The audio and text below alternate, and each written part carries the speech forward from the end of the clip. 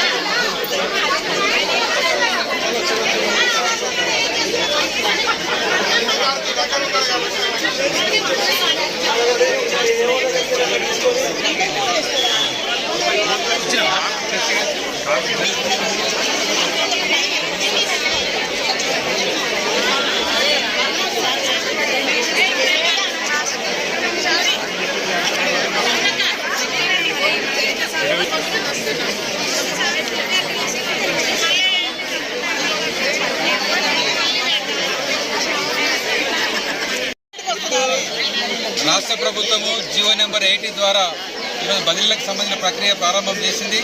వైద్య ఆరోగ్య శాఖకు సంబంధించి స్పష్టమైనటువంటి గైడ్లైన్స్ లేనందున పెద్ద ఎత్తున అవకతవకలకు ఈరోజు ఉన్నతాధికారులు పాల్పడుతూ ఉన్నారు. ముఖ్యంగా ఒక ఎంప్లాయీ యొక్క స్టేషన్ యొక్క సీనియారిటీని లెక్కగట్టడంలోని అవకతవకలు జరిగినాయి. ఇక్కడ కొంతమందికి 4 సంవత్సరాలు అయితే 14 సంవత్సరాలు చూపిస్తున్నారు, 12 ఏళ్ల సర్వీస్ అయితే 10 సంవత్సరాలు చూపిస్తున్నారు. అనేక రకాల అవకతవకలు జరిగినాయని చెప్పేసి ఆరోపిస్తూ ఉన్నారు. అలాగే రిటైర్మెంట్ అయిన వాళ్ళ పేర్లు కూడా వస్తున్నాయని, అలాగే టర్మినేషన్ అయినటువంటి వాళ్ళ పేర్లు కూడా వస్తున్నాయని, ఇప్పటిదాకా ఆ లిస్టులే ఫైనల్ కాకుండా డిస్ప్లే చేయకుండా మీరు ఎట్లా వెబ్ ఆప్షన్స్ ఇస్తారని చెప్పేసి కూడా పెద్ద ఎత్తున ఆందోళన చేస్తూ ఉన్నారు. అన్ని జిల్లాల నుంచి పెద్ద సంఖ్యలో ఎంప్లాయీస్ వచ్చారు. ఏఎన్ఎం నుంచి మెడికల్ ఆఫీసర్ల వరకు అనేక అవకతవకలు జరిగినాయి. ఈ డైరెక్టర్ ఆఫ్ పబ్లిక్ హెల్త్ యొక్క అధికారుల యొక్క నిర్లక్ష్యం వల్ల ఈరోజు ఉద్యోగులందరూ బలైపోతున్న పరిస్థితి ఉంది.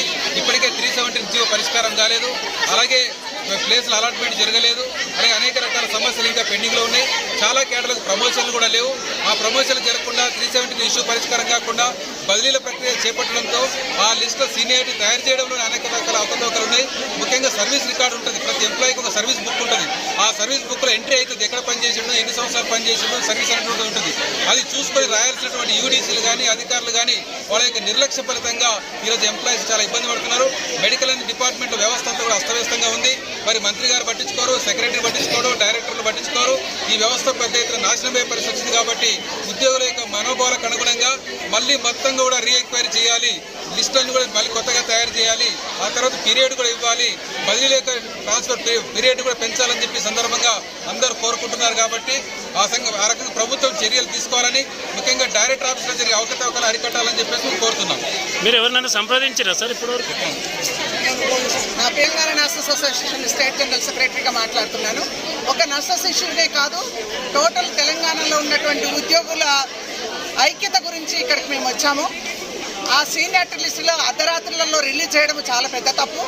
ఆన్లైన్లో కేంద్రీకరించమంటే ఇప్పటి వరకు ఏ అధికారి కూడా చేయడం లేదు.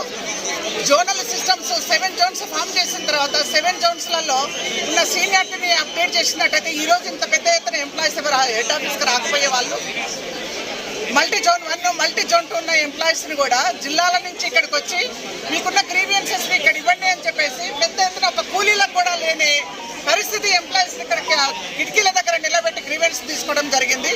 అంటే ఒక ఉద్యోగుల ఐక్యతని కూడా చూడాలి. మాకు కావాల్సింది ఒకటే, సానుకూలంగా ఇచ్చినటువంటి గవర్నమెంట్ జీవోని ఏ ప్రాతిపదికనైతే గవర్నమెంట్ జీవో ఇచ్చారో ఆ జీవోని ఇంప్లిమెంట్ చేయమని మేము అడుగుతున్నాం. కానీ 40 ఏళ్ళ సర్వీస్ చేసిన వాళ్ళకి 4 ఏళ్ళు చూపించండు, 30 ఏళ్ళు సర్వీస్ చేసిన వాళ్ళకి 4 ఏళ్ళు చూపించండు. లోపల అన్ని దొడ్డిదారి పనులన్నీ జరుగుతున్నాయి. మాకు దృష్టిలో ఉంది. దీన్ని ఇటువంటి వాటిని ఏ ఆఫీసర్ కూడా ఇట్లాంటి అరికట్టడానికి మేము గవర్నమెంట్ని హెడ్ ఆఫీస్ మీద కాన్సన్ట్రేషన్ పెట్టి ఎవరైతే అన్యాయం చేసిందో ఎంప్లాయీస్కి వాళ్ళని ఇమీడియట్గా ఈ ఆఫీస్ నుంచి బర్తరఫ్ చేయించాలి.